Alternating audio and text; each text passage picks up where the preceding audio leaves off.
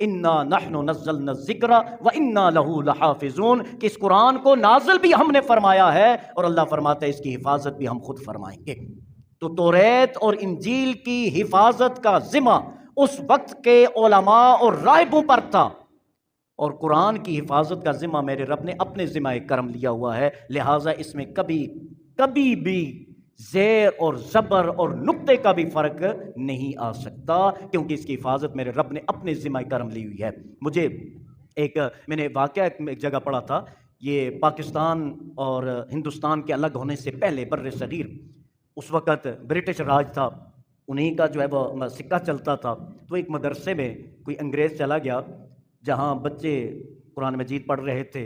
اور ایک قاری صاحب، حافظ صاحب قرآن پڑھا رہے تھے، تو اس انگریز نے کہا کہ اگر ہم چاہیں تو یہ آپ کے آسمانی کتاب جو قرآن مجید ہے، اس کا ایک ایک صفحہ ہم جلا دیں اور ختم کر دیں، پھر کیا کرو گے؟ تو حافظ صاحب کہنے لگے تھوڑا سا صبر کریں، میں آپ کو اس کا جواب دیتا ہوں۔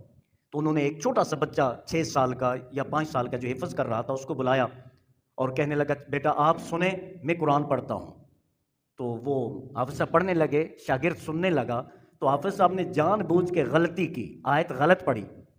تو بچے نے فوراً کہا استاد جی آپ غلط پڑھ رہے ہیں،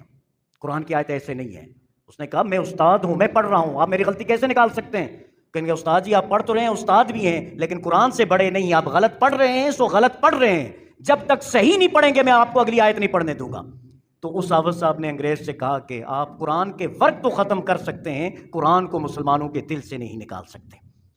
قرآن میں رد و بدلہ پیدا نہیں کر سکتے۔ یہ جو میرا شاگرد ہے اس کی عمر 5 سال کی ہے، یہ اچھے اور برے کی تمیز بھی کرنا نہیں جانتا، لیکن جب میں نے اس کے سامنے قرآن کی آیت غلط پڑھی تو اس نے مجھے پکڑ لیا،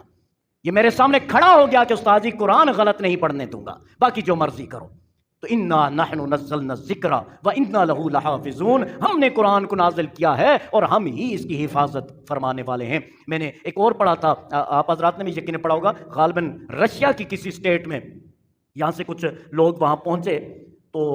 دیکھا وہاں ہر گھر میں لوگ جو ہے وہ قرآن پڑھ رہے ہیں، تو انہوں نے کہا کہ یہاں قرآن مجید کے نسخے بھی ہیں؟ تو کہنے لگے نہیں، ہمارے اوپر پابندی ہے، ہم قرآن گھر میں نہیں رکھ سکتے۔ تو کہا کہ اچھا قرآن سناؤ، تو بچوں نے، اس گھر کے چھوٹے چھوٹے بچوں نے قرآن مجید پڑھنا شروع کر دیا، تو وہ جو